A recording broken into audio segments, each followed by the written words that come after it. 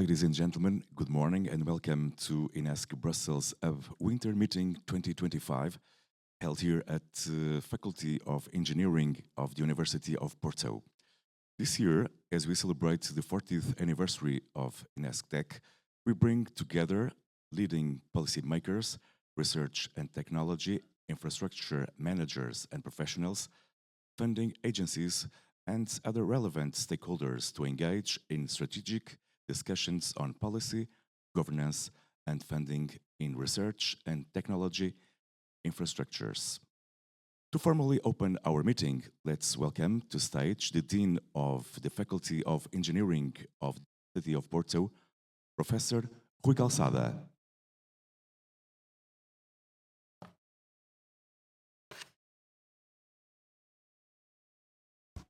Good morning.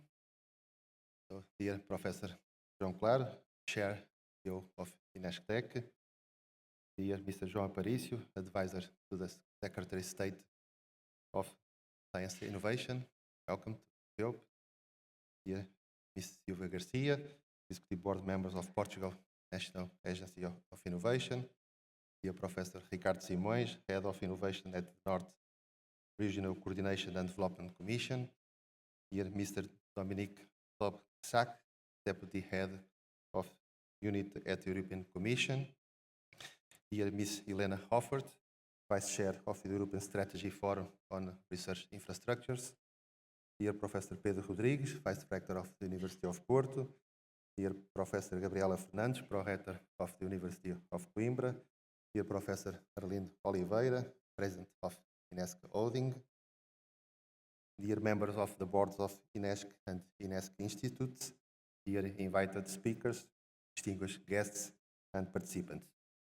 It is with great pleasure that I welcome you all at this INESC Brussels Hub Inter Meeting 2025 here at the Faculty of Engineering of the University of Porto. Hosting such a distinguished group of experts, policymakers and research leaders is both an honor and a privilege, particularly as we come together to discuss the policy, governance, and funding of research and technology infrastructures. This meeting holds special significance as it not only contributes to shaping the future of European and national research and innovation policy, but it also takes place in a year of celebration, the 40 years of INESC Tech. So congratulations also for this. INESC Brussels Hub plays a fundamental role in representing and coordinating the European engagement of INESC Holding, who is shareholder of 5 INESC institutes, INESC Tech, INESC ID, Inove, INESC Coimbra, and INESC MEN. Through its strategic actions, the Hub strengthens the position of these institutes in the European research and innovation ecosystem, ensuring their active participation in shaping EU policy and funding priorities. By bringing together experts, institutions, and decision makers, INESC Brussels Hub serves as a crucial bridge between research and policy, fostering collaboration, policy analysis, and capacity building. Its role in supporting multidisciplinary and cross-border cooperation is instrumental in ensuring that research infrastructure remain dynamic, competitive, and aligned with broader EU objectives. The theme of this year's meeting, aligning EU and national strategies for the sustainability, governance, and funding of research and technology infrastructures, is both timely and crucial. These infrastructures are the backbone of modern scientific progress, enabling groundbreaking discoveries and supporting the development of cutting-edge solutions to the world's most pressing challenge. From energy and digital transformation to wealth, climate change, and manufacturing, these infrastructures provide foundation for scientific advances and industrial competitiveness.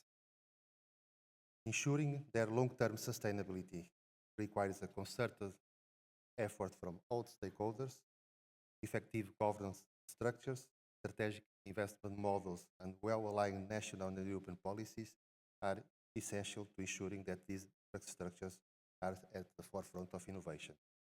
I'd like to express my sincere gratitude to all of our distinguished guest speakers for their presence and engagement.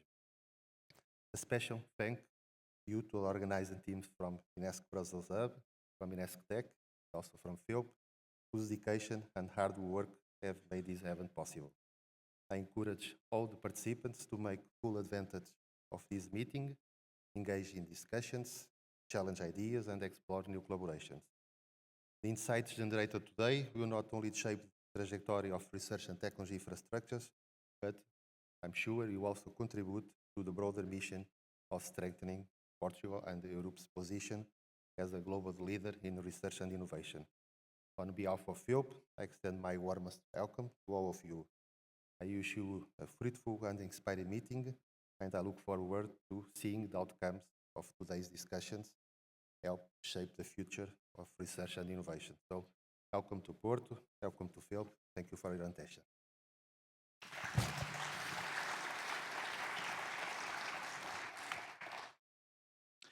Thank you very much, Professor, for hosting us today. The President and CEO of INESC Tech, João Claro, will now address a few words to our audience. Professor, the floor is yours. Good morning, dear Professor Rui Calçada, Dean of the Faculty of Engineering of the University of Porto, our generous host for this event. Dear Ms. Silvia Garcia, Executive Board Member of the National Innovation Agency. Dear Mr. João Aparício, Advisor to the Secretary of State for Science. Dear Professor Ricardo Simões, Head of Innovation of the Commission for Coordination and Regional Development of the North. Dear Mr. Dominik Sobczak, Head of Unit of the Commission, European Commission's Director General for Research and Innovation. Dear Ms. Elena Hoffert, Vice Chair of ESFRI, the European Strategy Forum on Research Infrastructures. Dear Professor Pedro Rodrigues, Vice Rector of the University of Porto. Dear Professor Gabriela Fernandes, Pro-Rector of the University of Coimbra. Dear Professor Elena Oliveira, President of INESC Holding. Dear members of the boards of INESC and the INESC Institutes. Dear speakers, guests, and members of the INESC community. Thank you for your presence here today. It is a pleasure to welcome you to the 2025 edition of the INESC Brussels Hub Winter Meeting. Before we begin, I want to inform you that, unfortunately, the Secretary of State for Science, Professor Ana Paiva, and the President of the Foundation for Science and Technology, Professor Madalena Alves, will not be able to join us today. They reached out to us yesterday afternoon, explaining that due to unforeseen scheduling changes, they would not be able to be here today. So both have expressed sincere regrets for not being able to join us and send their best wishes for the meeting, recognize the importance of the discussions that we will hold here today. This is the first of the two major annual events to be organized this year by INESC Brussels Hub, our joint representation of the 5 INESC institutes in Brussels. And we are dedicating the event to discussing the future of research and technology infrastructures in Europe. The distinctive characteristic of what we aim to do today is to bring together and link institutional, regional, national, and European perspectives on this important topic. And this distinctive feature, this bridging role, is at the core of the work that we do in Brussels, connecting the INESC institutes with Europe and engaging us as institutions with other European stakeholders. Our aim is to contribute our best to both the shaping and the implementation of European policies, always ensuring their effective articulation with regional and national strategies. The meeting is part of that effort, focusing at a crucial moment on the policy framework that will define the next era of RTI governance in Europe. Throughout the day, we will work to bring together perspectives from different levels in a structured discussion on governance, funding, and the integration of RTIs into Europe's broader scientific innovation and industrial strategies. This is an opportunity for all of us to gain a deeper understanding of the current RTI landscape, intensify our engagement with the ongoing policy processes that are shaping their long-term sustainability, accessibility, and impact, and better prepare ourselves to play a more active and more impactful role in this evolving landscape. This year marks an important milestone for our representation in Brussels. 5 years ago, we opened our office in Rue du Luxembourg just days before the COVID-19 pandemic forced us all to transition to remote collaboration. In multiple ways, the pandemic highlighted the importance of strong, resilient networks and deep European connections, which brought a heightened intensity of purpose to the launch of our representation. Since then, INESC Brussels Hub has been growing as a point of connection between our institutes and the broader European research and innovation ecosystem. For us at INESC Tech, this milestone is part of a broader and deeply significant institutional moment that marks 2025, the celebration of our 40th anniversary. Our 4-decade journey runs in parallel with another historic milestone, Portugal's signing of the Treaty of Accession to European Communities in 1985. Since then, INESC Tech has grown alongside Portugal's integration into the European research and innovation system, driven by a shared ambition to leverage science, technology, and innovation as key drivers of development. We have envisioned this anniversary as more than a reflection on the past. We want it to be also an opportunity to affirm directions for the future. To that end, we will be holding a series of events throughout the year, engaging national and international partners to address key challenges and opportunities in science, technology, and innovation. This meeting is among the first of these moments, and it could not be more fitting. It is a reaffirmation of our deeply rooted commitment to research, innovation, and European collaboration, and it places at the center of the discussion one of the most critical enablers of European scientific technology and innovation advancement, research and technology infrastructures. Along our 40-year trajectory, we have progressively deepened our integration into European R&I networks, expanded our participation in EU-funded collaborations, and reinforced our commitment to the European R&I agenda. The establishment of the INESC Brussels Hub 5 years ago, jointly with the other 4 INESC institutes, was a natural step in this evolution, enhancing our ability to engage actively in both the shaping and implementation of Europe's research and innovation strategies. Today's meeting is a direct contribution to this path, bridging institutional, regional, national, and European perspectives to strengthen European dynamics and further embed ourselves in them. Research and technology infrastructures are essential to the European research and innovation ecosystem. They provide advanced capabilities that are necessary to conduct frontier scientific research, support technology development, and facilitate the translation of knowledge into industrial and societal applications. They are fundamental for Europe's ambitions for scientific excellence, technological sovereignty, and industrial competitiveness. While their strategic importance is widely recognized, ensuring their long-term impact and sustainability requires addressing several persistent challenges. First, sustainable funding models. RTIs require long-term stable funding to operate efficiently and plan for future investments. This includes ensuring a balanced mix of European, national, and private funding sources to avoid reliance on short-term or project-based support. Second, coordination between national and European strategies. RTIs operate within a multi-level governance framework, requiring alignment between EU and national policies to minimize fragmentation, maximize synergies, and optimize resource allocation. Third, industry access and technological development. RTIs must be open and accessible not only to the academic community, but also to industry and the broader society. Given Europe's strategic priorities, RTIs must be fully embedded in its broader economic and societal objectives. Addressing these challenges requires a coherent, structured, and forward-looking approach to governance and funding. Today's discussions take place at a critical moment in European policymaking, with several key initiatives shaping the future of RTIs. The findings of the Commission Expert Group on Technology Infrastructures have just been published, and this recent report has stressed the need to distinguish between research infrastructures and technology infrastructures, and to establish tailored governance and funding mechanisms for each, recognizing their complementary but distinct roles in the European R&I ecosystem. The European Strategy Forum on Research Infrastructures, in its 2024 landscape analysis, has highlighted the evolving role of RTIs in addressing scientific and societal challenges and the need for stronger integration across European and national strategies. It has also launched a process leading to the next ESFRI roadmap, which will define strategic priorities for research infrastructures in the coming years. The European Research and Innovation Area Committee, ERAC, has recently launched an opinion questionnaire seeking input from member states on how to improve coordination, funding, and accessibility of RTIs. Key areas of focus include addressing regional imbalances, fostering transnational collaboration, and strengthening RTI's role in the broader European research landscape. And finally, the Competitiveness Compass, a key European Commission initiative, has highlighted the need to align RTIs with Europe's industrial and innovation priorities, while discussions on the next multi-annual financial framework will be central to defining how Europe will structure its financial and strategic support for RTIs in the coming decade, ensuring that they effectively contribute to economic growth, technological leadership, and industrial competitiveness. These policy developments will play a key role in determining how RTIs are funded, governed, and positioned within Europe's research and innovation agenda. Today's meeting provides a timely opportunity to exchange insights and engage with these discussions, addressing several critical questions. How should governance and funding models for RTIs evolve to ensure long-term sustainability?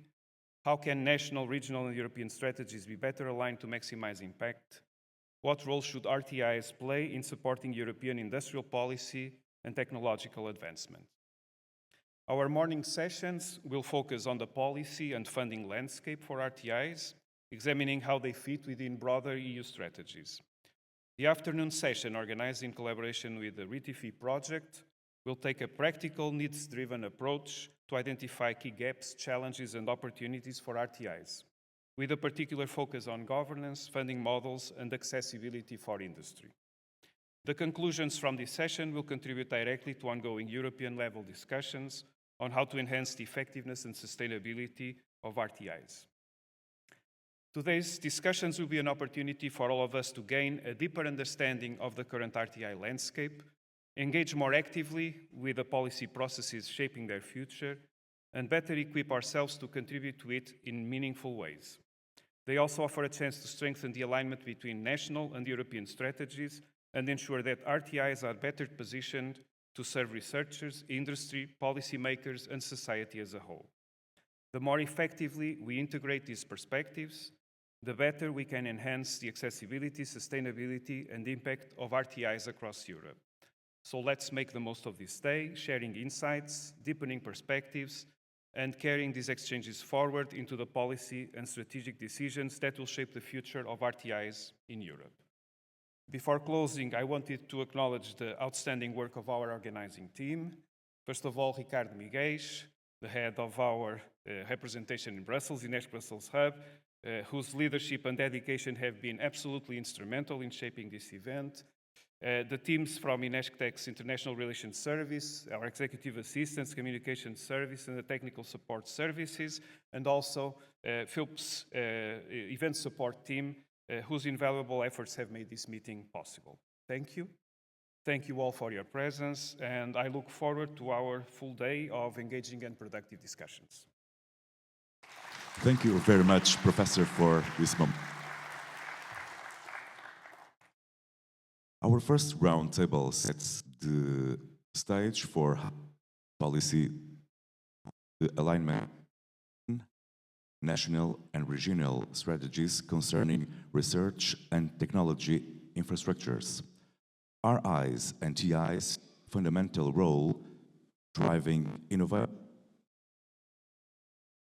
and fostering their collaboration. Distinguished speakers will share their perspectives,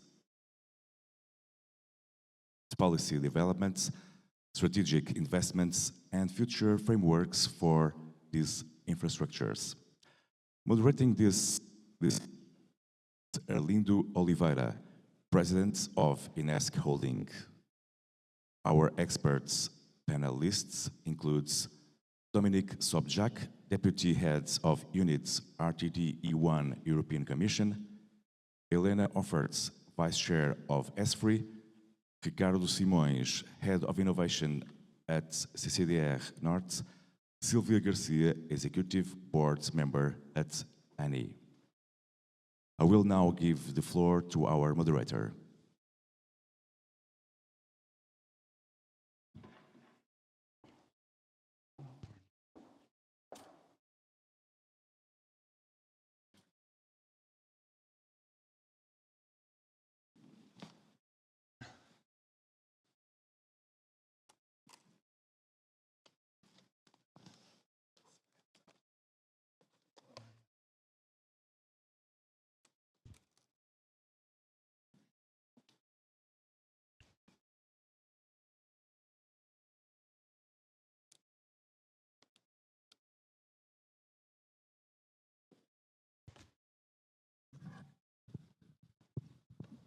So I think we start with short presentations to set up the setting, right?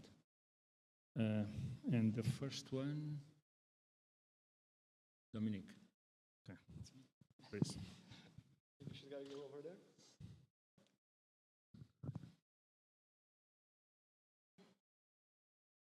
Okay, great. That should work.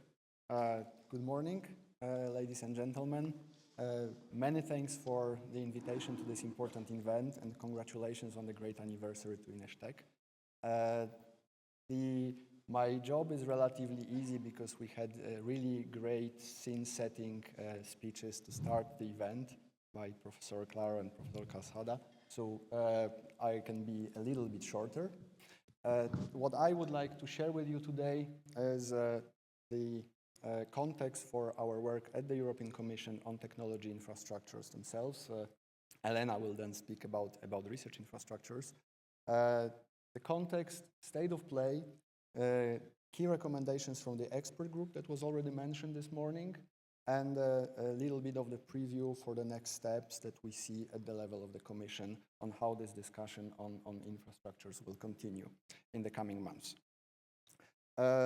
In terms of the starting point and state of play, I will spend a minute on that slide, which gives you a bit of an overview of how we see the role of infrastructures and how and why are we actually working on technology infrastructures themselves. So we have the big goals at the level of the EU that are being more and more actual as the days pass, which are the goals of strategic autonomy, technology sovereignty, climate neutrality, and we can name a few others. Now, what is important is that in order to achieve those goals, we need to accelerate industrial transformation and we need to improve our competitiveness. I'm, of course, speaking in many shortcuts, but one of the ways in which, one of the preconditions that are necessary in order to achieve those is boosting the R&I investments or R&D investments of the private sector. We have the goal of reaching the 3% of GDP investment in research and development and innovation.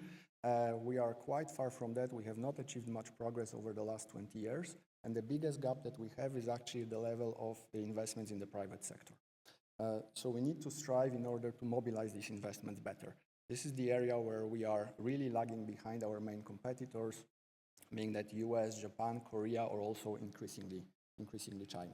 And in order actually to achieve industrial transformation, we also need to scale up and deploy the technological solutions that are being developed.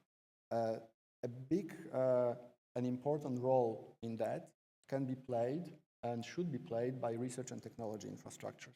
The capacities and the services that they provide, both to the scientific community and to the industry, including large industry, but also smaller scale companies, startups, scale-ups, and SMEs.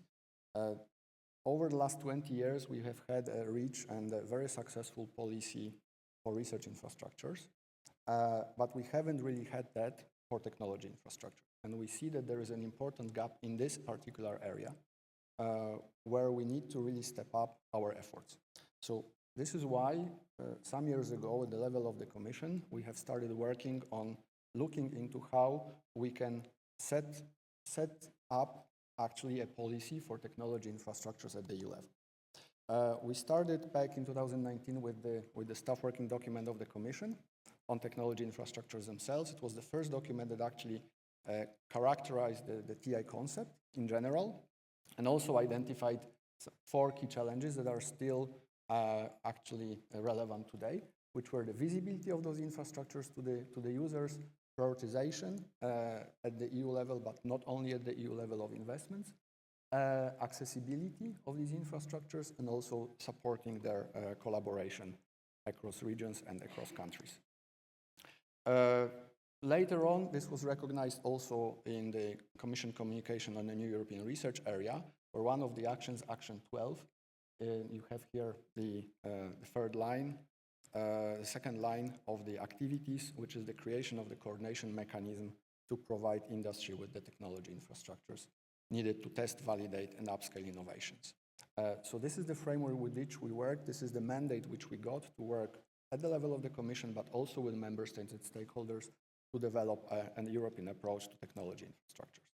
And so since basically 2 years when the first ERA policy agenda started in 2022, we have worked in that framework to develop our ideas for what we could do at the European level for technology infrastructure. In the meantime, there were a number of important interventions also from member states through the Council. First of all, the whole approach to the new European research area was validated by the Council in the Council conclusions on the new era, where technology infrastructures were also mentioned. We had Council conclusions on research infrastructures that stressed a holistic approach to the ecosystem of infrastructures, taking into account both research and technology infrastructures in their own right.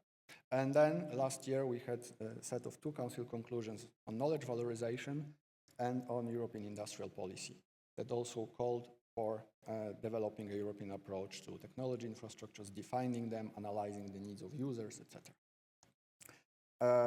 Last year we also had 3 important reports that all of us know by now very well. On the single market by Mr. Leta, on competitiveness by Mr. Draghi, and on the recommendations for the future framework program under the interim evaluation of Horizon Europe by the group led by Mr. Hayter. All of these reports actually stress the importance of both research and technology infrastructures, and all of these reports also identified technology infrastructures themselves as an important area of focus where investments need to be strengthened. So what have we done in the last 2 years? We have actually focused on gathering evidence first to understand the field, understand the challenges of the field, understand in which directions we should go. We had a study done that mapped national, regional, and EU policies and support programs dedicated to technology infrastructures, and the main author of that and coordinator of that study is actually in the room. So thanks, Sophie, for that report.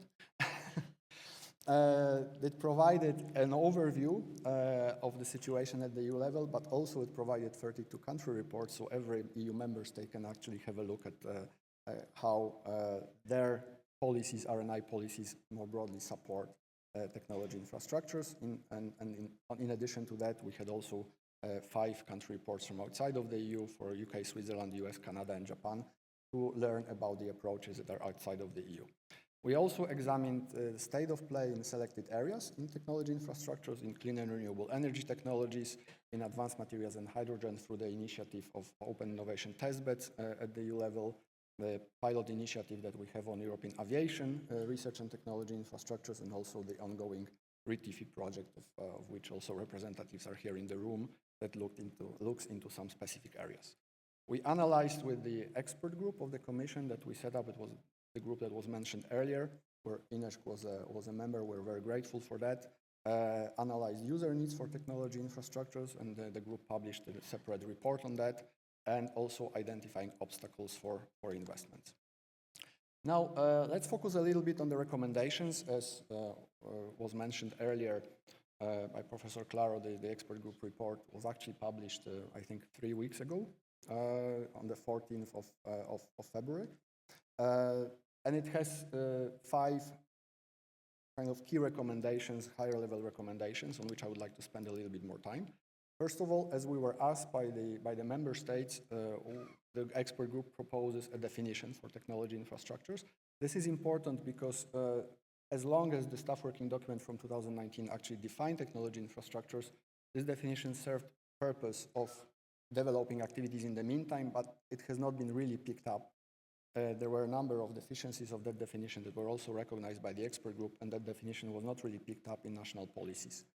And in order to have, obviously, a European approach to technology infrastructures, we need to first have a common understanding of what they are and what functions they play.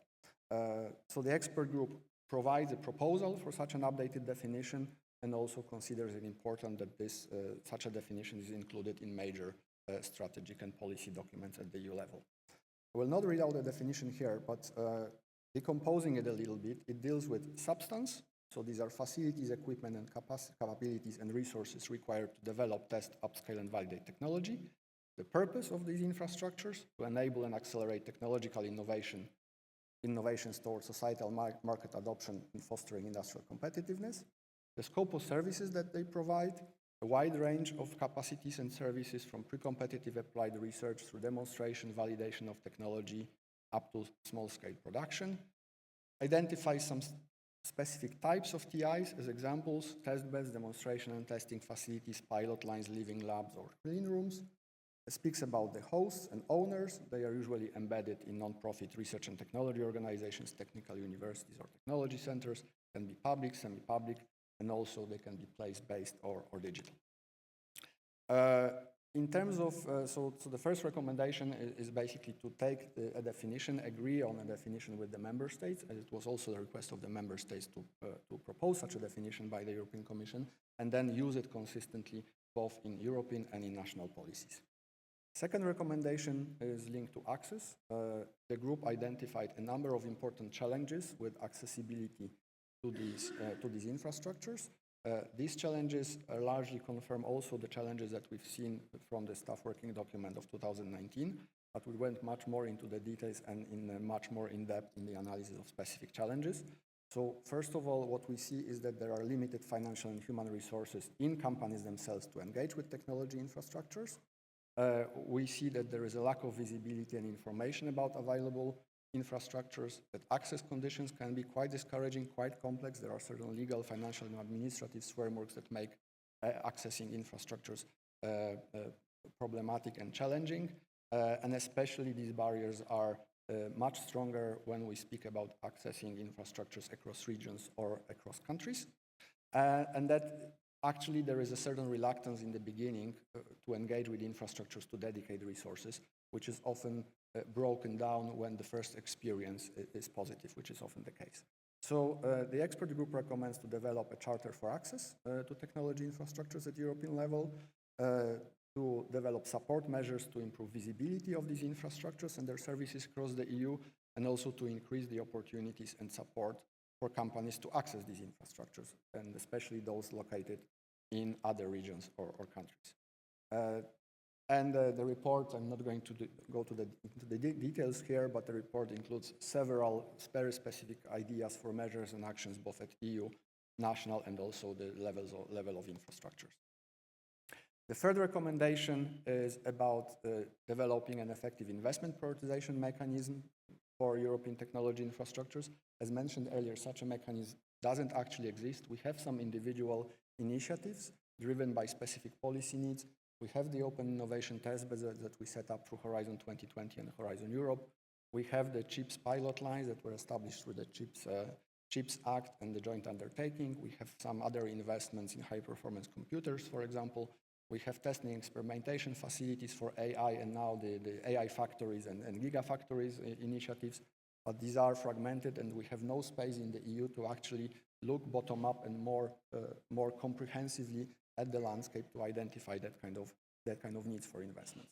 So the expert group recommends to actually establish such a mechanism to be able to identify those investments together with the different communities, together with the research infrastructure operator, to the technology infrastructures operators, including also research infrastructure capacities and the users, to be guided by a robust set of criteria, including also strategic relevance, feasibility, and impact, and the real needs of the industrial ecosystems, to build interconnected networks of RIs and TIs to strengthen their collaboration and the way in which they can actually address the needs of industrial users, and also to test the approach and implement a limited set of pilot actions.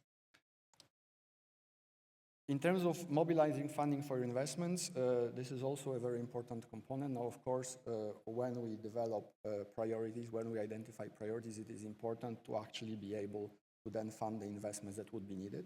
This is something that is quite challenging. We have seen that, for example, with the aviation research and technology infrastructures, a roadmap was established, and then actually the gap is then how to make the investments and how to provide the funding for those investments. Technology development is progressing rapidly. Our competitors do not sleep. If we don't increase the efficiency in the way that we actually fund investments that we identify as priorities, we'll not be able to go far. So the expert group looked also into that, looked into possible sources of funding that should be considered in that kind of a framework, and looked at how this could be supported at the EU level with proposed top-up or co-funding investment components in specific infrastructures, and also to fund a so-called European dimension where more horizontal activities would be supported at EU level. The fourth recommendation is about establishing an EU level a robust governance framework for TIs. It is considered that if we aim to have an ambitious policy for technology infrastructures, we need a dedicated and robust governance mechanism to manage the policy and to manage the priorities. As I mentioned, that kind of governance framework does not exist at the EU level. At national levels, also many countries lack dedicated policies and strategies and funding from programs for technology infrastructures, and there is not really a dedicated discussion space at the EU level to share experiences, discuss priorities, discuss challenges, etc. So, as you can imagine, the expert group would recommend that such a multi-actor governance framework is established, including a horizontal coordination component that would deal with strategic issues, investment prioritization, and mutual learning, and other horizontal topics, and also thematic coordination, so that when we go into specific technologies, when we address specific needs of different industrial ecosystems, there should be also the dedicated governance mechanism that would address that and that would manage it, building a lot on what already exists in different sectors and in different technologies at EU level, because there are, of course, many initiatives like European partnerships and others. And it is recommended that this is first implemented, not to lose momentum as a live advisory structure, and then to see in the longer run what would be needed. There are some details, of course, for the horizontal coordination and the thematic coordination with functions, the proposed structure and responsibilities, as well as tools. I'm not going to go into the details of that for the sake of time. We can engage further in the discussion how this could be set up. The fifth recommendation is about funding programs, where funding opportunities at EU level for technology infrastructures are currently fragmented and uncoordinated. And that means that it is difficult to actually agree on common priorities and then to follow up with the investment, especially going beyond individual countries. And the expert group considers that such a dedicated funding for TIs is necessary at the EU level through different programs supporting research and innovation and competitiveness, with a pooling of public and private funding sources that may be available to facilitate access to TIs for users, where funding of access is actually an important barrier, to develop technology infrastructure services, support upskilling of staff, strengthen delivery and uptake of these infrastructure services, and also to foster collaboration and networking among technology infrastructures, but also between technology infrastructures and research infrastructure. The group looked also into the state aid rules, which are found as a challenge to manage. So there are a number of recommendations how to improve the clarity and legal certainty around the state aid rules to make the investments in technology infrastructures more reliable and easier to implement. In terms of the next steps, for technology infrastructures, we are looking at specific activities in the short term. Right now, we are, first of all, the objective is, and the contribution of the expert group is aimed to bring us to a European strategy for research and technology infrastructures. We plan for July this year.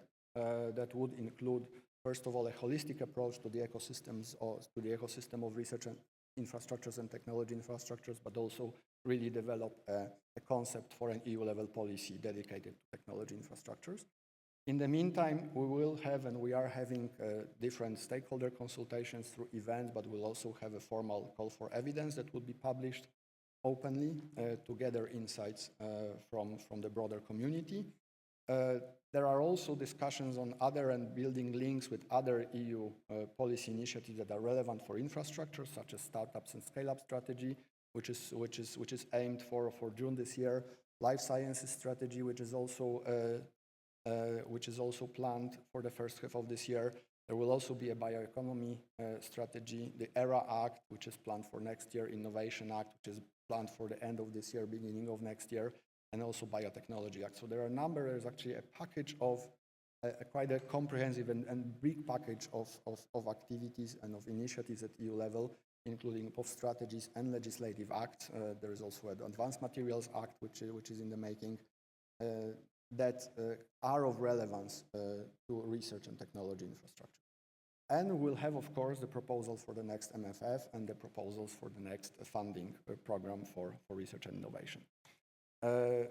More in the short term, through the work program for 2025, we also plan to have, as recommended by the expert group, to have some pilot actions that would immediately test the European approach.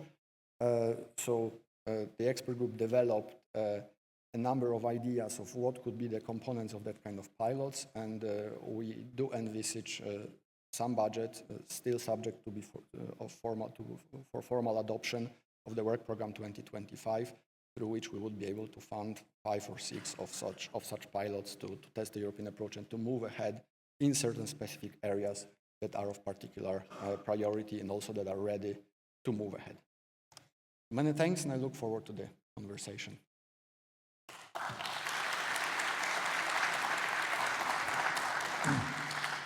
Thank you, Dominik. And I invite Elena Hoffert to share your views on EGTIs.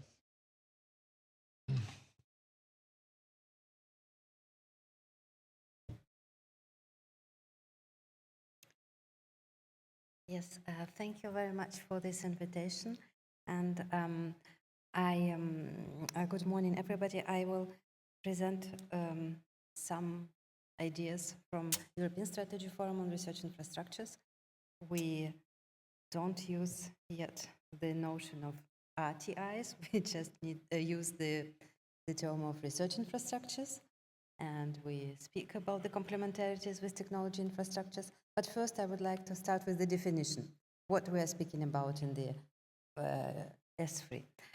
So research infrastructures, you see it here. It's a definition which is approved by Horizon Europe. It's used at the European level. We also use it in France, for example.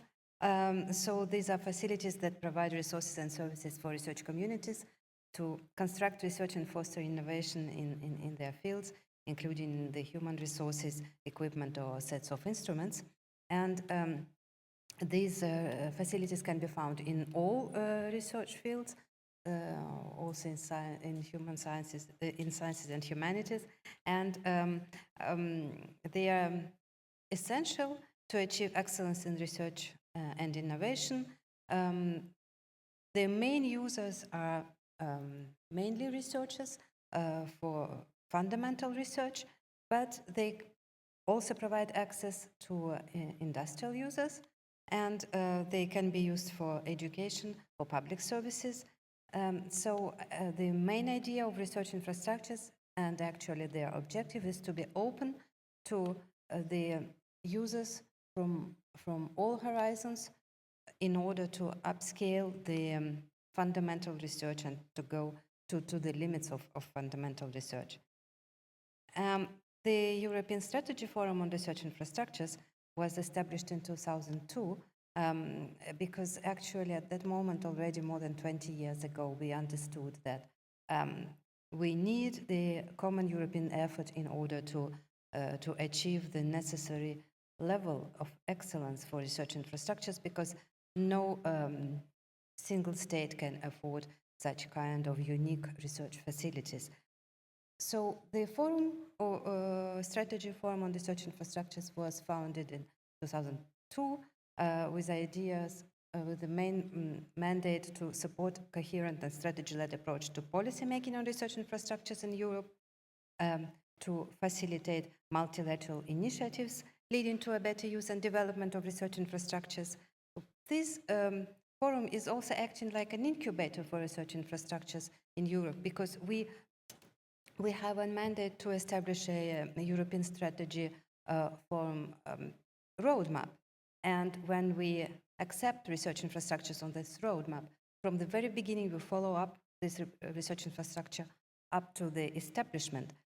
So we detect at each stage where are the weaknesses and how we can help, and also with the European Commission, with the European money, we try to reinforce the capabilities of research infrastructures in order to make them efficient and operational after their presence as project on a research on ESFRI roadmap. So ESFRI roadmap indicates new and major upgrades of pan-European research infrastructures, which will be essential for European research for the coming decades, 10, 20, and maybe 30 years. Thanks to this roadmap, we stimulate the implementation of these facilities, and we also update the roadmap regularly. I will show it later in my slides. What also happens is that we also have permanent active communication with the different bodies of research, European research area, and thanks to this communication, we also show the importance of research infrastructures at the European level, and we help to join our actions in the European Union in order to strengthen research infrastructures. This slide is just to show you one of the research infrastructures, which is ESS in Lund, which is being constructed in Lund now.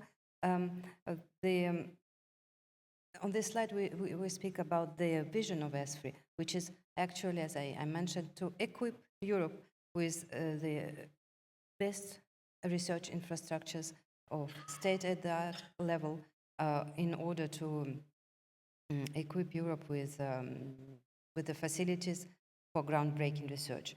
And we can also see in the recent reports, for example, in Draghi report, it was said that we need this kind of research infrastructures. We need them also in complementarity with technology research infrastructures in order to upscale our capacities in Europe and in order to move forward the world-leading research in Europe. So ESFRI, since 2002, started to establish a European roadmap on research infrastructures, and the first roadmap was published in 2006. There was a restricted number of research infrastructures in this roadmap, mainly from physical sciences. It was like a traditional approach. We then decided to update this roadmap in 2008 and then in 2010 in order to enlarge the spectrum of research infrastructures and to include different other research fields. And actually, it was the first period of ESFRI roadmap in which we can say, well, the first ESFRI roadmap cycle.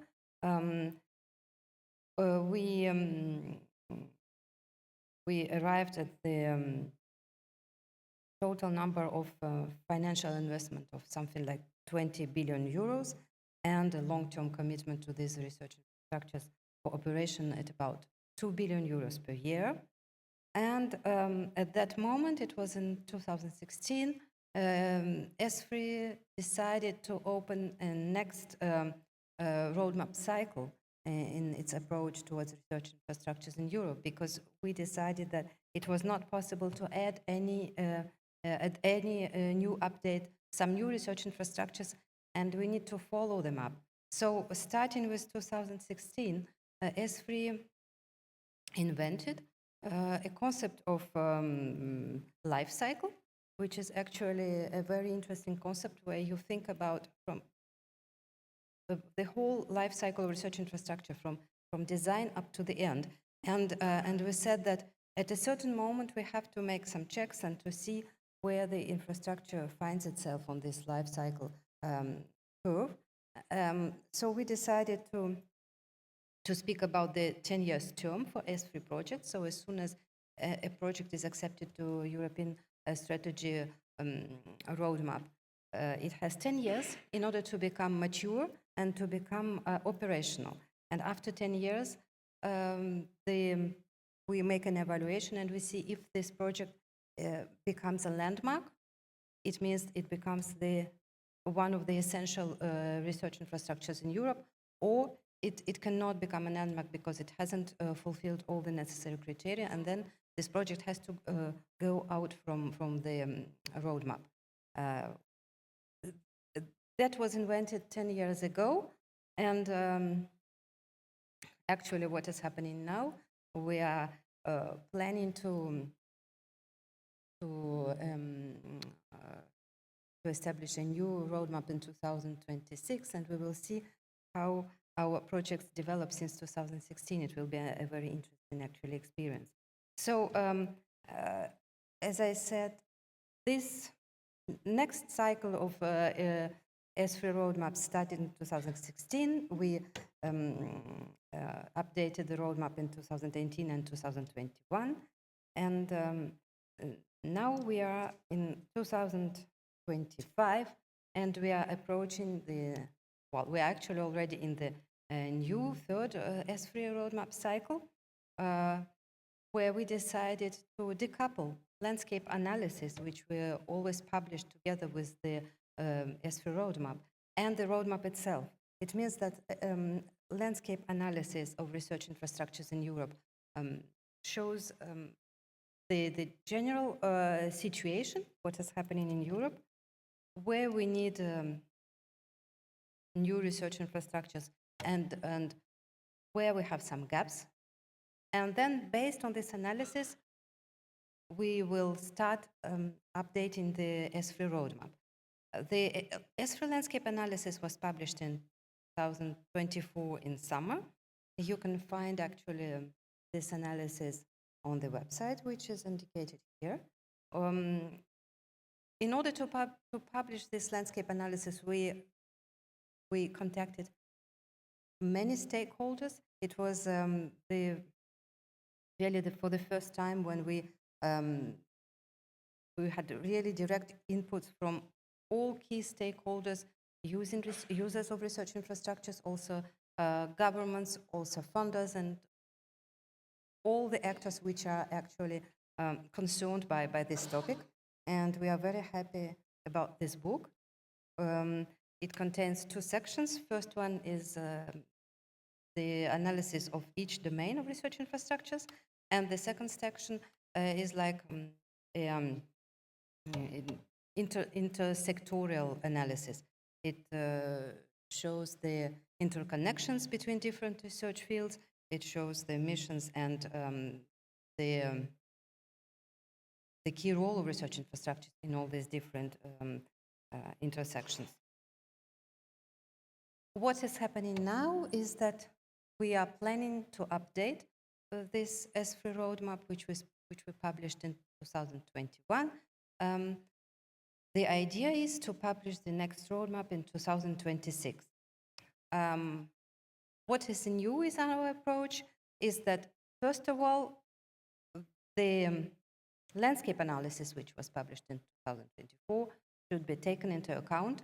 It is very important. It is our strategic document, and all the new proposals which are submitted to ESFRI in the next months, actually, should be coherent with this landscape analysis and should correspond to the needs of the European communities in research infrastructure. We also make a particular focus on funding for research infrastructures, because funding is, as it was already mentioned several times today, is a critical point. Sustainability of research infrastructures is something which is very important for us all, and that's why this will be a critical also point in the submission of the projects. The projects should be also relatively mature, because otherwise they will not have time to come to the implementation in 10 years of staying on ESFRI roadmap. And yes, the new suggestions should also certainly take take into account environmental considerations, which are becoming also very important to us today. What is important to say is that ESFRI roadmap is something which is actually, well, I would say, which is piloted at the higher level of member states. It means that an individual researcher cannot submit a project to ESFRI roadmap. Individual researchers, they can have good ideas, but they should be really supported by their governments, because in the end, the eligibility criteria of ESFRI roadmap is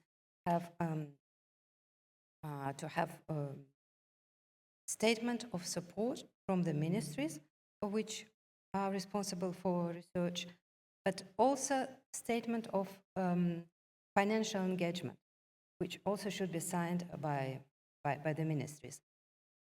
So this is already one of the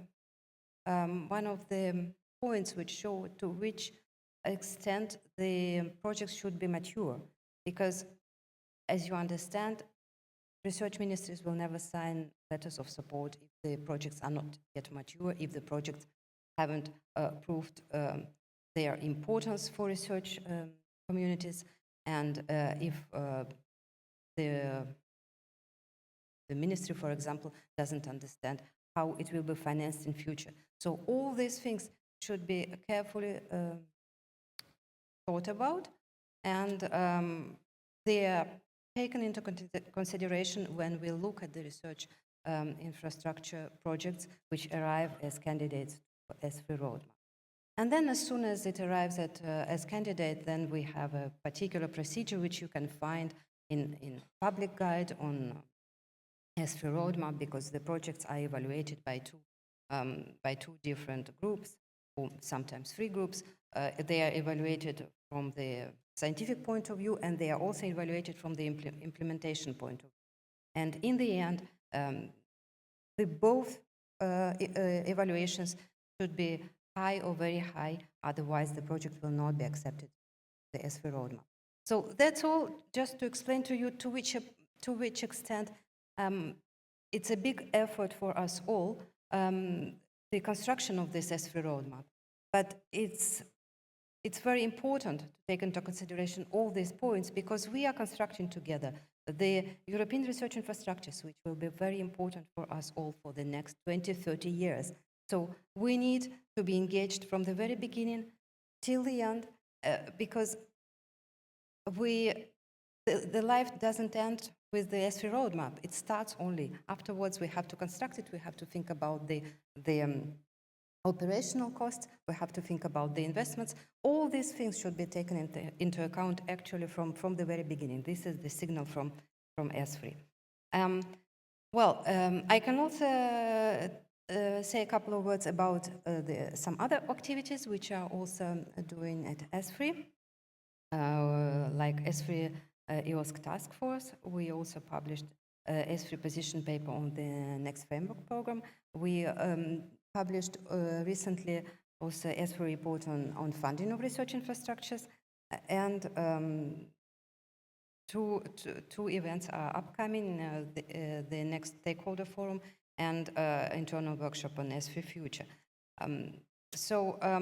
Concerning ESFRI EOSC task force, what it is, it's like a consultative place where we speak with ESFRI association representatives, and we discuss together our common needs and ideas, so that all the needs of research infrastructures are taken account properly in the development of EOSC. Actually, it works quite well. Many documents were published already, common documents. You can find them all on ESFRI web page and also on EOSC web page. So I will not go into details here. Just to say that we are communicating with each other, and we are trying to support the development and the needs of research infrastructures. Yes. What was also done, we published a ESFRI position paper on next framework program. We published it in the end of 2028. So the key messages you can also see here on the screen is that we have to think about research infrastructures as capacity building layers. In the next framework program, we need a holistic view on research infrastructures, which can also integrate technology infrastructures, but it was not really developed in detail in this paper because we are still in the reflection, as Dominik showed. Even member states are still in this process of reflection now with this ERAC opinion. Yes, we also have to think about the sustainability of research infrastructures in Europe. Again, details you can find in the document on ESFRI website. An interesting document was also published in January, is the ESFRI report on funding.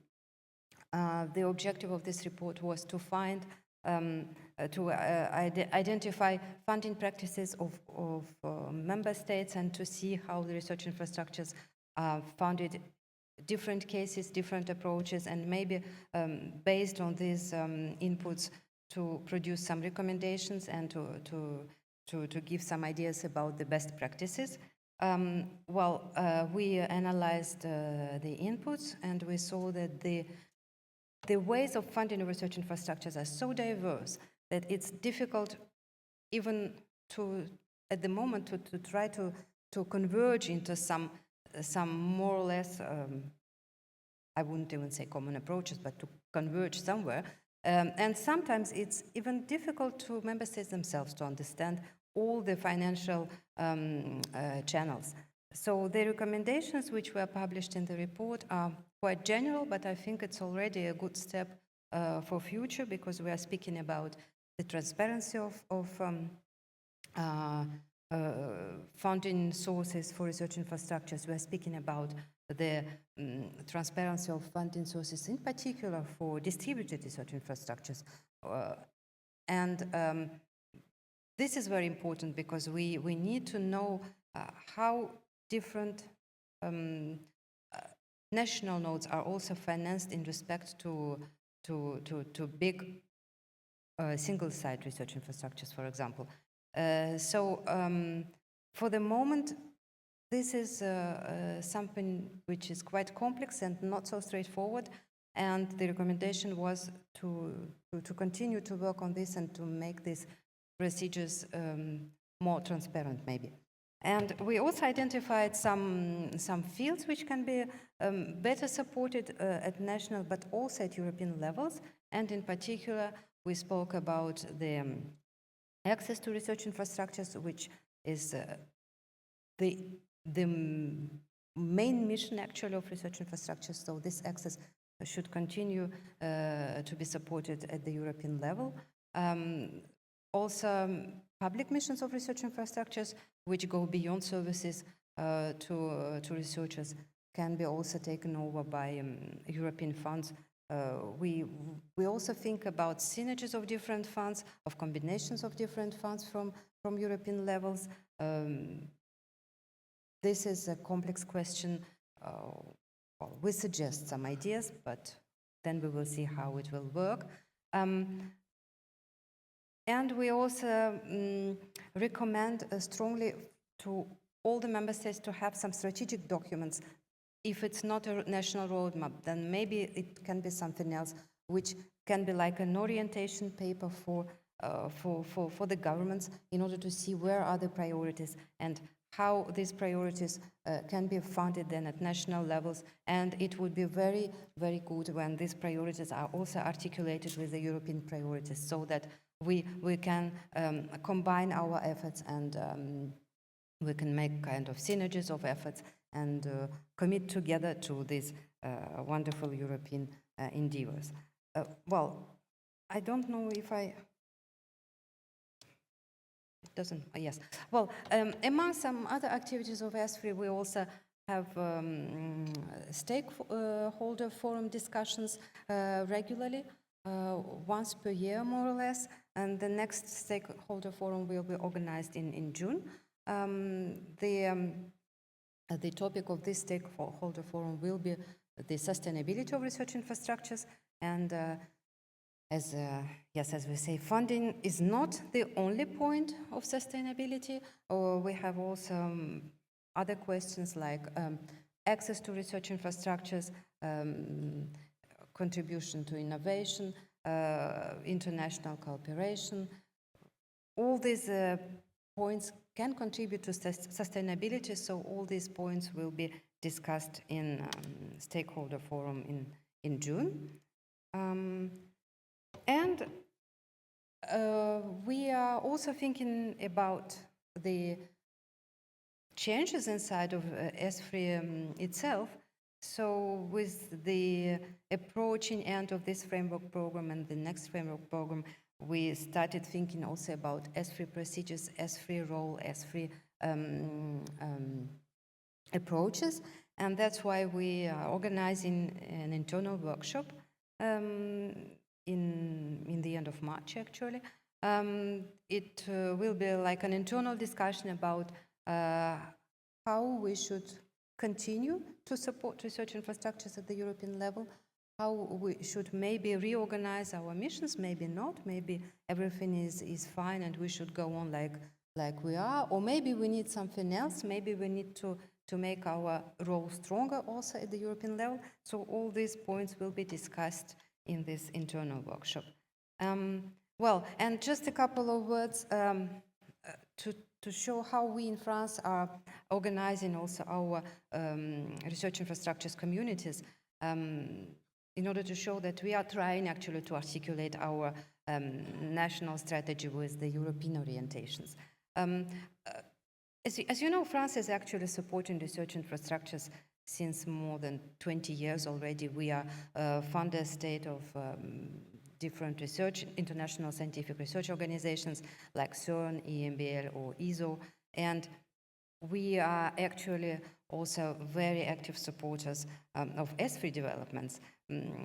Today in the ESFRI roadmap, we have 63 research infrastructures, 41 landmarks, and 22 projects, and France is member of 46 research infrastructures out of 63 on ESFRI roadmap.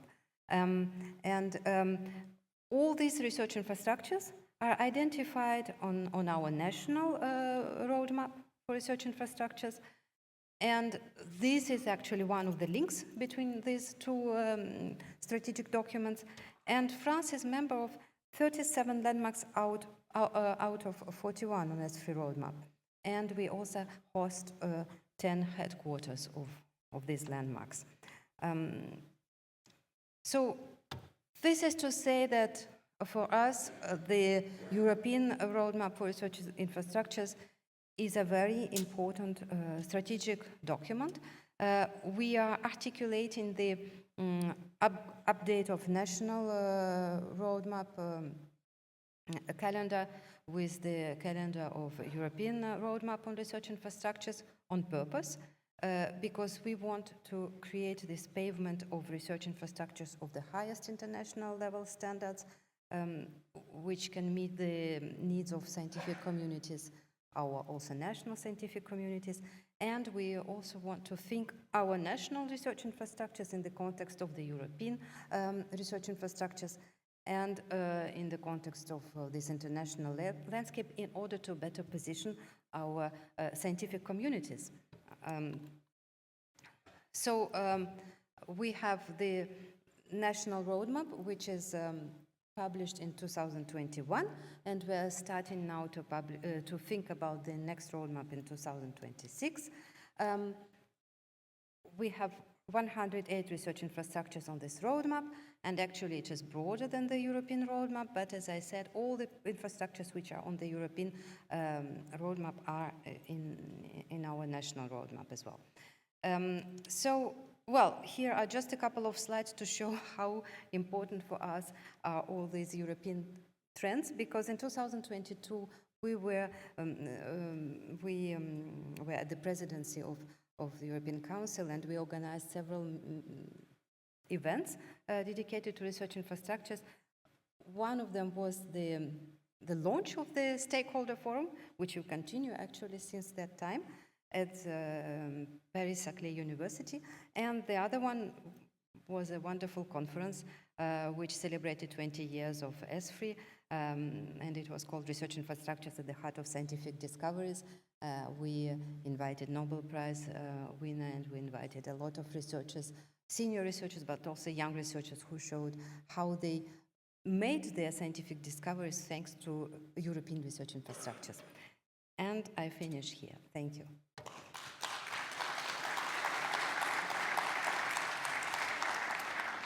Thank you, Elena. And I invite Silvia Garcia for a short note on the national take on this. Is working? Okay. So I bring you the landscape of technology and infrastructures, because research infrastructures, I hope that Madalena, because it's leading by FCT, and Madalena could bring the landscape. But regarding the technology infrastructures, within Portugal is not different from Europe. We have several, and this fragmental is very fragmented sector.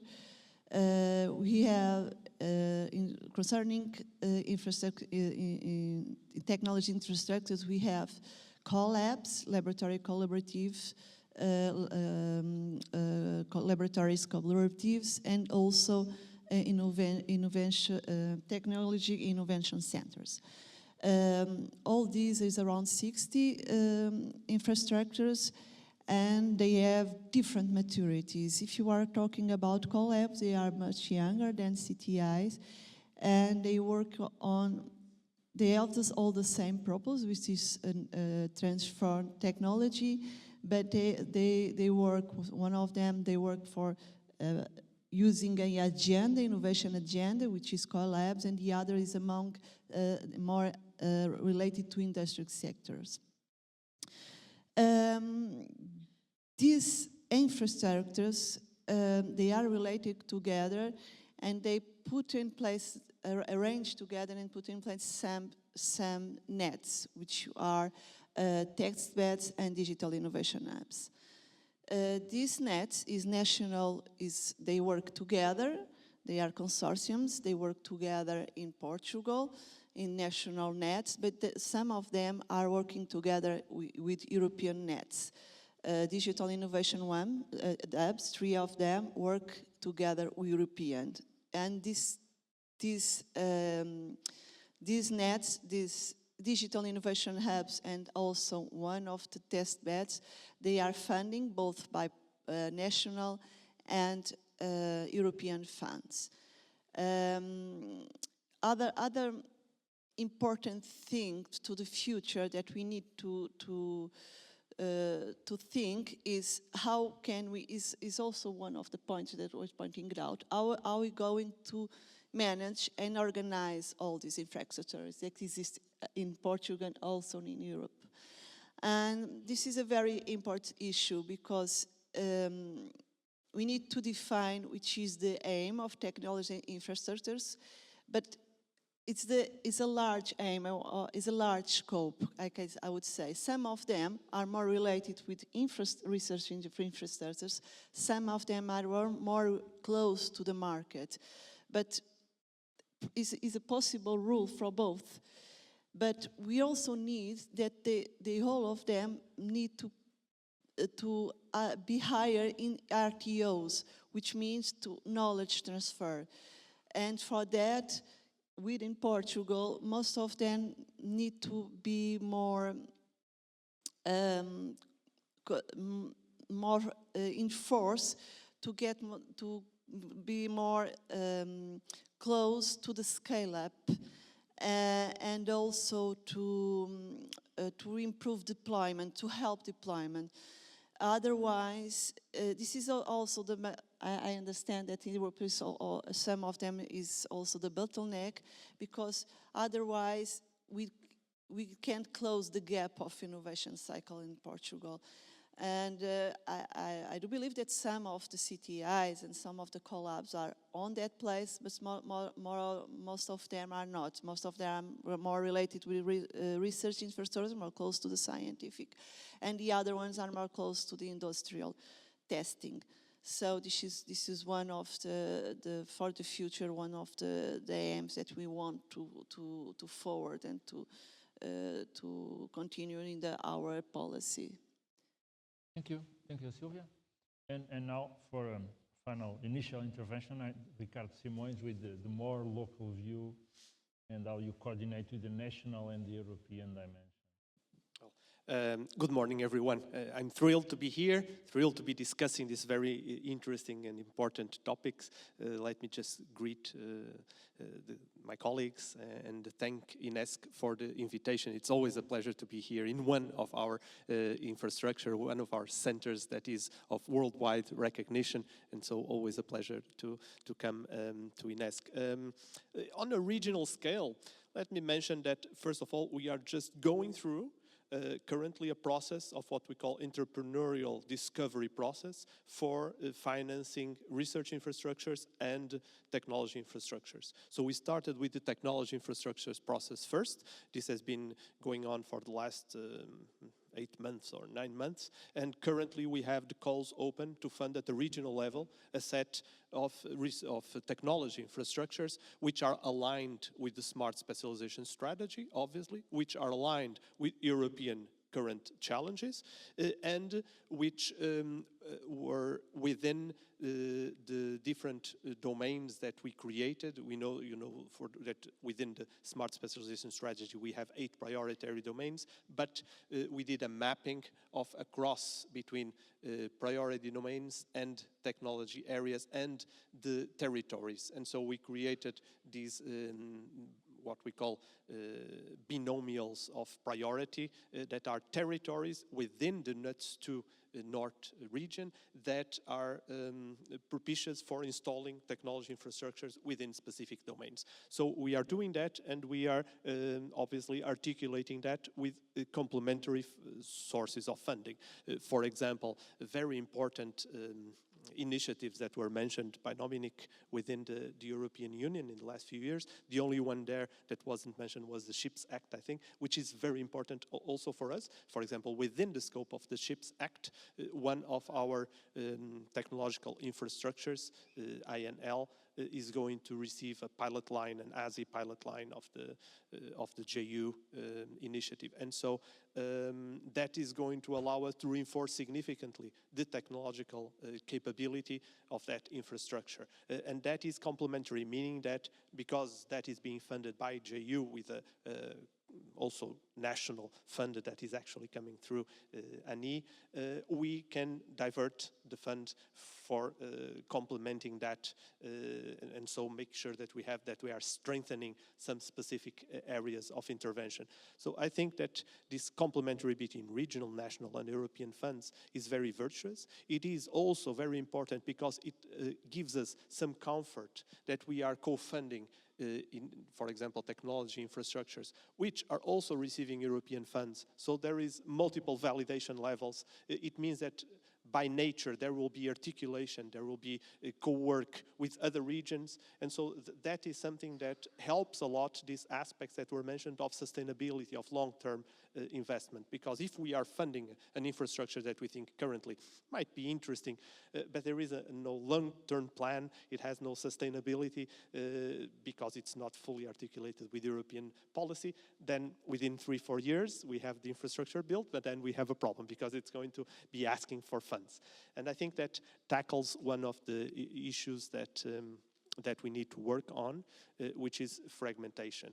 There are multiple areas of research, multiple areas of technological development, and we need to focus on the ones that we can make a bigger difference. We need to bet on the ones that currently enable Europe to have a strategic geopolitical point of view. So it means that it should help us strengthen our autonomy, our sovereignty. It should help us also be competitive on a global level on the current hot markets.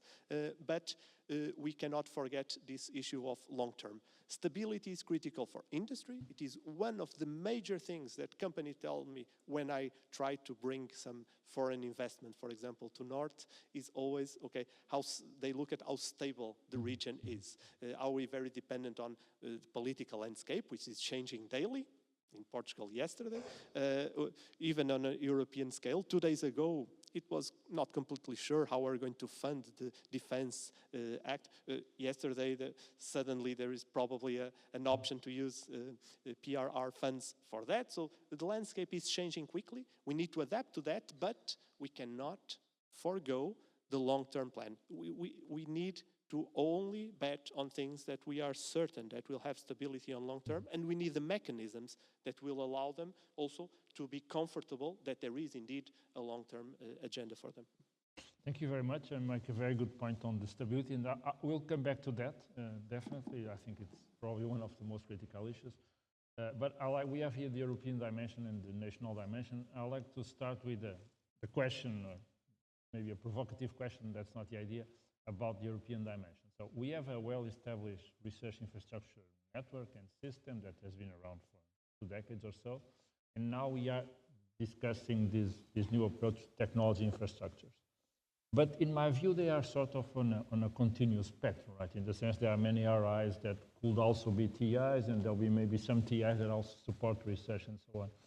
So by having these two, I guess, separate or at least independent initiatives on TIs and RIs, is this the best way to go? Should we just go for an unified RTI initiative coordinated jointly? I don't know if, I'm sure this has been discussed before, but I'd like to know if you have any ideas on this, Elena or Dominik.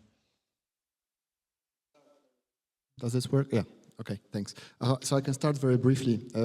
I mean, indeed, we want to have this holistic approach. That's very clear. This was underlined by the member states in council conclusions that these infrastructures are part of the same ecosystem, and we try to follow that up also with the expert group. That it was quite clear that we need to have a holistic view. At the level of the Commission, we are right now working on a new joint European strategy for research and technology infrastructure. So we want to work at the level of the ecosystem. At the same time, we also need to recognize... However, when you present it here, it looks like TIs are one thing and RIs are another thing. Did I understand correctly? Well, I presented the work on technology infrastructures explicitly, and indeed, they are two different things. Okay. I mean, I would actually argue that you cannot be both. You can be one or the other, but you can have functions that would be similar to each other, depending on in which area you operate. In some areas, this blending is stronger. In some areas, the separation is also much more visible. But we want to approach this at the EU level. We want to approach this holistically. So we recognize the differences and the specific challenges that are linked to each type of infrastructures, and they are different because when you, as a research infrastructure, when you primarily focus on serving scientific excellence, scientific discovery, then your landscape and your modus operandi is different than when you are helping companies to develop and upscale their technologies. And there are many complexities that are around it and many nuances that make the operational models completely different. At the same time, as you said, we need a system in which we can actually benefit from both, and we can build synergies between both. And with what we are working right now at the EU level, this joint strategy is exactly aiming to do this. It aims to recognize the differences and address the challenges that are specific for RIs and TIs separately. And it will also have a part which will be an ecosystem building part to strengthen the relationships and the synergies between the two types of infrastructures and address the challenges, those challenges that are common, to address them together. Okay, thank you. Elena, want to add something to that? Thank you. Well, actually, I completely agree with what Dominik said, and I agree also with your constate today. We have two separate worlds, more or less. At least one world is recognized, has been recognized since 20 years already, like European research infrastructures and technology infrastructures, which try to show up since also several years, but I think it wasn't, this reflection hasn't been structured yet, and now we are trying to structure it and to see how we can approach these two worlds and make them closer, because we need to make them closer actually, and it is a continuum, as you said. So now this is the moment. This is where we are discussing these points also at the European level, at ERAC, and yes, we will see. We shouldn't forget that the users have different objectives. The users come also from different worlds, actually. and at a certain point we have this gray zone where the research infrastructures from both sides can also have these missions from both sides. We should be attentive at all this. The funding needs are not the same, the funding engagements are not the same, and the funders are not the same as well. So the landscape is very, very complex, actually. That's why we are trying to find an optimal solution now. Thank you. We'll come back to the European dimension, especially in the context of this complex geopolitical situation. But I'd like to go a bit now to the national side. And I have, in my experience, I have some experience on this. I have two major problems with the national side. One is sustainability and long-term perspectives of funding, which basically does not exist, essentially. And the second one is the complexity of the bureaucracy. You refer to the digital innovation hubs, which we found, at least the one I was involved, is almost unusable because of the complexity of the funding mechanism. I apologize if I'm going to direct, but we don't have much time. Maybe you can, Silvia or Ricardo, maybe you can make a comment on these two questions. Ricardo already commented on long term, but maybe can we have we don't have Madalena here. Can we have like a long-term strategy where an infrastructure has funding for the next 5 years? I'm not asking much, right? Just 5 years. I mean, usually you go year, 2 years. So. What I can advance that we are thinking about stability and about the new program for the collabs and also for the CTIs, the funding base. But we are now working on, and we are thinking for further the stability for the next 5 years or 10 years. And we are working on, and we are working on trying to find out. When you say we, is ANI, is FCT, is the ANI, government? FCT, and the government. We are now start working on. Just what can I advance? But at least for a few weeks, right? At least. Yes, the few weeks, but now you understand this is yesterday we have the news, so I don't know what's going to happen. But yeah, but now we are now working on to have more stability for the next 5 or 10 years, which is wishful. But we also have the problem I already told about the fragmentation, and we also have. I'm talking about technology infrastructures because the research infrastructures I'm not so aware because it's the FCT scope.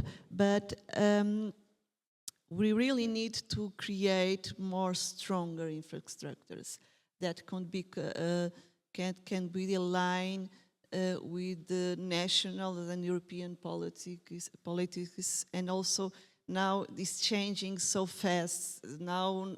The defense is a very huge aim, so we need to have the flexibility to work on that. And I do believe that the infrastructure technologies are the key for that, because they know the technology. They are between the knowledge, between the scientific knowledge and the companies that apply knowledge. So they are flexible to fertilizing. Using the knowledge and using the fertilizing the knowledge between the different sectors, and could be the links together. But if I may interrupt, if you think about the digital innovation hubs, which are supposed to sit on that space, right, interconnecting the universities with, but we are. Do you deem them a success in the sense that people are using them and they are being executed, or do I have the wrong impression? No, you don't have. No, you don't have the wrong impression. Here in Portugal, as all you know, we have the problem with digital innovation hub to put in place because it starts with several bottlenecks and comes to an INESC last year. So we are trying to put it all together, and now I think finally we can put all the rules together, which was not very, which is a new measure for us because it's not only basic funding, it's all the service, because it's funding also the service provided for digital innovation hubs, which is not a normal funding for Portugal, and also I do believe that in Europe is not so normal as well. So it brings problems with state aids as well, because we are finding digital innovation hubs, and indirectly the companies, so the state aid is also a problem. So we have to overlap all this, which unfortunately was not But so fast. we really have to work on that and get that done. Yeah, I because think otherwise that we'll just finally like that. I think we established all the rules, and now it's just putting in place work. We have a year for that. Yes. Ricardo, do you have a more stable operating mode at the local, at the regional level, or you also suffer from this? No, as you know, we are dependent on a regional program, which is of a few years, and so we are always unsure of what will come afterwards, and so we cannot commit with our stakeholders, with our actors, to longer-term financing schemes. However, if you allow me 2 quick notes, with a footnote. The footnote is, it's very important always to clarify what things are. And so I think that it's excellent that we reached a description of what is a technology infrastructure, because we needed that. We need to have clear description of what is a research infrastructure and what is a technological infrastructure for several reasons. And we notice that when we are, for example, opening calls to fund these things, there is a lot of ambiguity. We have entities that position themselves on both sides, and so that usually is a problem. The 2 notes that I wanted to make is first on institutional position that we have and a personal note. So on the institutional position, the North Region Coordination Commission always has, for the last several years, said that science should be discussed and policy should be established on a national level. And so we work together with FCT, with ANI, on defining that on a national level. And for example, when we now have the funding scheme for research infrastructures, we are going to use the national mapping of research infrastructures as a basis for that. And whilst on the technological infrastructure, we believe that it should serve more on a local basis, because it is much more locally adapted to the companies that we have, to the different stakeholders. And so on the technological infrastructures, and this is said on the reports around this topic, are critical to bridge the R&D valley of death, right? Because very often we have R&D which is never translated. And so we need very good, very stable research technology infrastructures which solve the problems that were identified also in this survey of the 300 stakeholders. So we need better access. We need to solve the PI problems. And more than anything, for example, here we lack information of what is available. And this is an immensely important initiative that is being taken on mapping what is around. Because often next door there is a synchrotron or there is an SEM that we can use, and we are trying to put that on a budget of a research project. So this, we need to solve that so that we don't waste money. It's not the same thing as having your own synchrotron, right? But anyway,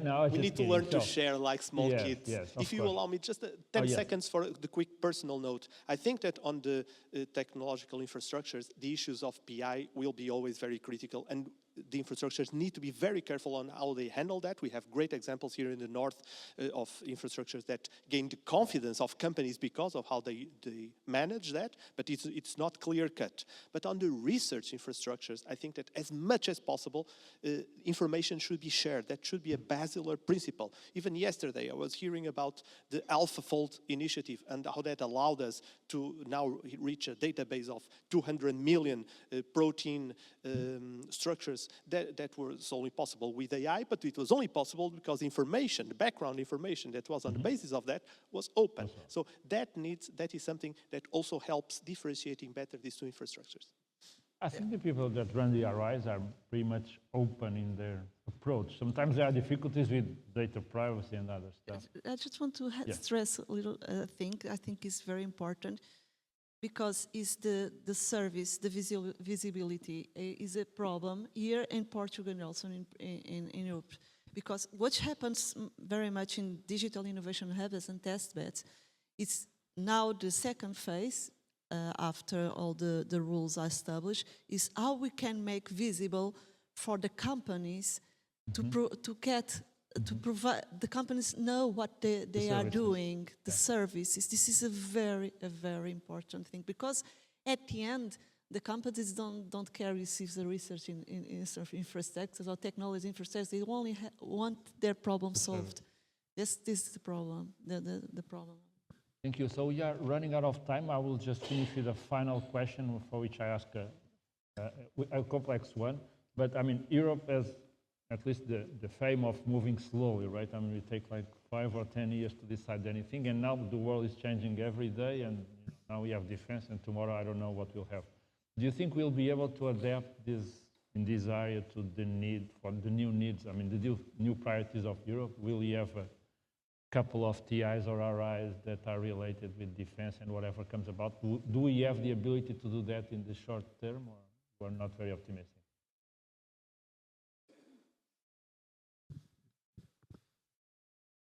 I think in many ways we don't have that, but I think our objective should be to be able to do this. And just to make one example, I spoke about what was done for the aviation sector. It actually took the initial activities to map the ecosystem, to map infrastructures, and to identify the gaps in conversation with the industry. Started in 2017, first reports appeared 2019. The roadmap with the list of infrastructures that need to be upgraded or developed was validated last year, and it's still without money to actually fund the investments. So that is a good exercise, and it was impactful in the sense how to learn how to do these things. But we need to be much, much faster, and we need to have a much more direct connection of funding to the priorities that we will identify at European level. And I think that here actually the concept of a competitiveness fund, however it will be legally structured then with the framework program in other programs, this is a real opportunity if we do it right to cut short the delays that we have between decision making and making the investments. I think that on decisions, when we have a critical need, we demonstrate that we can move fast. And the recent developments on AI, I think, demonstrate we can take big decisions very quickly. And now we have some tools to follow up with investments when there is a very strong political priority, but we don't have that capacity if we do a more general horizon scanning for something that may not be as visible as AI nowadays. And we need that actually across the board. And I think that what we try to work towards in the next year with the new MFF, with the new concept for the framework program, for me what would be very important is to have this investment arm in infrastructures readily available to be made operational when we decide on a priority that we have a common priority to invest. And that needs to bridge in all kinds of funding and pull in all kinds of funding that may be available at European, national, private sector, and regional levels to then make these investments effectively, quickly. Because if not, Americans or the Chinese will simply be faster. Thank you, Dominik. Any final quick note? Well, I'm actually very optimistic, and I mean, certainly the things are moving slowly in Europe, but I think today we have already a good basis to go quick because we have done already all this analysis. Now we need to take decisions, and actually, as COVID showed, when we have some crisis, it's difficult certainly, but it also helps us to move and to take decisions quickly. And I think well, maybe we will not have an ideal solution very soon, but we are moving really, I think, in a good direction. And Thank you. let's hope for the best. Thank you, Elena. Silvia? Just a quick remark. I think that to answer your question, I think that we all have the knowledge, but we need to learn to be more connected together and be more faster getting decisions, and this is all national and European level, and put all the programs that are running in Europe align and have decisions and define which sectors that we need to go forward. Thank you very much. Ricardo? I already spoke too much, so I'll only say one sentence. I think that we need to be positive. that maybe we can overcome this issue that I mentioned before of fragmentation. We do have the capability, we do have the possibility to be globally competitive, but unless we solve the fragmentation at the various levels quickly, we will not be. Thank you very much. On this positive note, I thank you very much for your contributions, and we close. Thank you very much. Thank you very much. Just head on step. We now invite you to enjoy a short network break at the catering tent outside. Please follow the signs and take this time to connect with participants. Our program